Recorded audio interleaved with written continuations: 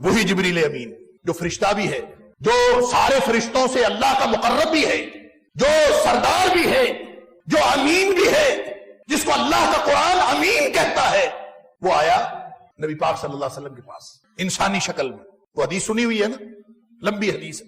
نبی پاک صلی اللہ علیہ وسلم کے پاس انسانی شکل میں حضرت جبریل علیہ السلام آئے آ کے، اور اس میں وہ حیرتوں کی اور استعجابات کی بہت بڑی کہانی ہے. اس میں صحابہ کرام کہتے ہیں ہم حیران ہو گئے کہ ایک آدمی آیا شدید بیاض الثیاب و شدید سواد الشعر، کہ ایسا آدمی تھا اس کے کپڑے نہایت سفید اور بال نہایت سیاہ، لا یرا علیہ اثر السفر، اس کے اوپر سفر کے کوئی آثار نہیں تھے، ولا یعرفہ منا احد، اور ہم میں سے کوئی اس کو جانتا بھی نہیں تھا. یعنی اگر ہم اس کی تیاری کو دیکھیں، اس کے سفید کپڑوں کو اور شدید سیاہ بالوں کو دیکھیں تو لگتا تھا جیسے یہیں سے کوئی بندہ تیار ہو کے آیا. تو پھر ادھر کا ہو تو ہم جانتے ہوں، لیکن ہم میں سے کوئی بھی نہیں جانتا تھا. اس کا مطلب ہے دور سے آیا ہے، اجنبی ہے. اور اگر یہ دور سے آیا ہے تو پھر اس کے اوپر آثار سفر کیوں نہیں ہے؟ اور اگر یہ قریب سے آیا ہے تو پھر ہم جانتے کیوں نہیں ہیں؟ گویا سوال پہ سوال، حیرت و استعجاب آ کے نبی پاک صلی اللہ علیہ وسلم کے ساتھ آ کے جس طرح بیٹھے، وہ بھی حیرت کی بات. کوئی صحابی نبی پاک صلی اللہ علیہ وسلم کے ساتھ گھٹنے سے گھٹنا ملا کے نہیں بیٹھتا تھا، وہ آ کے گھٹنے سے گھٹنا ملا کے بیٹھ گئے. پھر سوالات شروع کر دی، اخبرنی عن الاسلام، اخبرنی عن الاحسان، اخبرنی عن الایمان، مجھے اسلام کے بارے میں بتائیے، مجھے ایمان کے بارے میں بتائیے، مجھے احسان کے بارے میں بتائیے، مجھے قیامت کے بارے میں، اخبرنی عن الساعہ، مجھے قیامت کے بارے میں بتائیے، مجھے قیامت کی نشانیوں کے بارے میں بتائیے. اب نبی کریم صلی اللہ علیہ وسلم سے سوال پہ سوال کیے جا، صلی اللہ علیہ وسلم اس کو جواب دیتے ہیں. جب وہ سوال پوچھتا ہے اخبرنی عن الاسلام، نبی کریم صلی اللہ علیہ وسلم اس کو جواب دیا. آگے سے کہتا ہے صدقتا، تو نے صحیح کہا.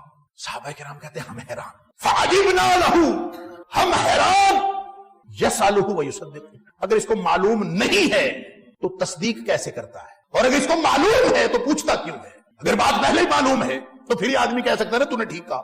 یسألہ ویصدقہ، پہلے سوال پوچھتا ہے پھر کہتا ہے ہاں ٹھیک، بالکل ٹھیک کہا. اب ہے نا حیرت والی بات، اگر تو معلوم نہیں تو پھر کیسے کہتا ہے کہ آپ نے ٹھیک کہا، اور اگر معلوم ہے تو پھر سوال کیوں پوچھتا ہے؟ یہی ہوتا گیا، سوال جواب تصدیق، سوال جواب تصدیق. اب نبی پاک صلی اللہ علیہ وسلم اس کو بتاتے رہے. صحابہ کرام حیرت اور استعجاب کی تصویر بنے اس کو دیکھتے ہیں. خیر پھر وہ چلا گیا.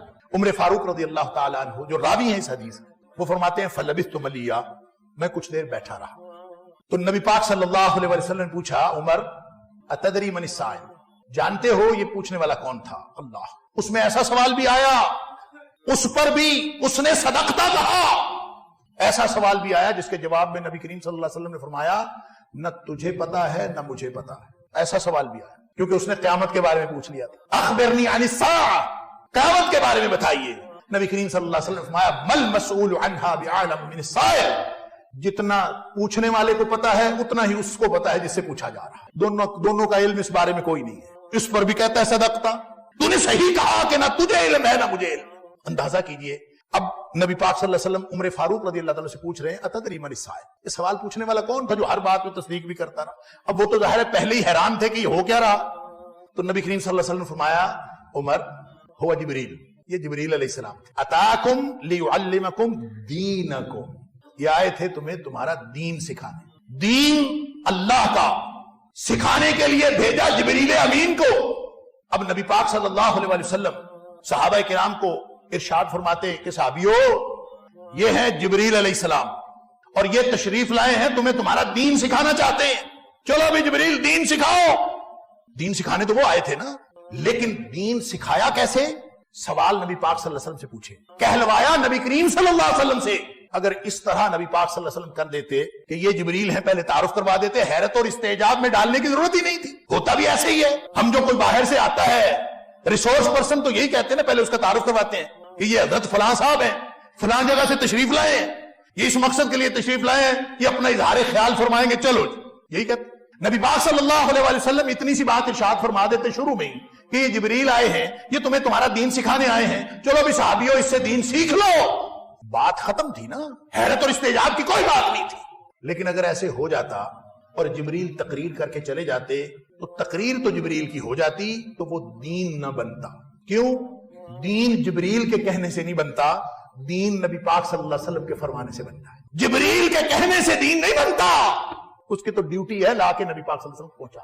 دین وہ بنتا ہے جس پر مدینے والے کی مہر لگتی ہے، اور نبی کریم صلی اللہ علیہ وسلم کی زبان سے نہ کہلوایا ہوتا تو یہ ساری کہانی سمجھ آ جاتی ہے۔ اتاکم لیعلمکم دینکم، آیا جبریل تھا، بھیجا رب جبریل نے تھا، آیا دین سکھانے تھا، لیکن دین تو اس وقت تک بنتا ہی نہیں جب تک نبی پاک صلی اللہ علیہ وسلم کی زبان اقدس سے نہیں نکلتا۔ اگر نبی کریم صلی اللہ علیہ وسلم کی زبان سے نہ کہلواتا تو کبھی اسلام، احسان، ایمان کی تعریف مقرر نہ ہوتی۔ یہ دین تب بنا جب وہ نبی پاک صلی اللہ علیہ وسلم کی زبان اقدس سے نکلی۔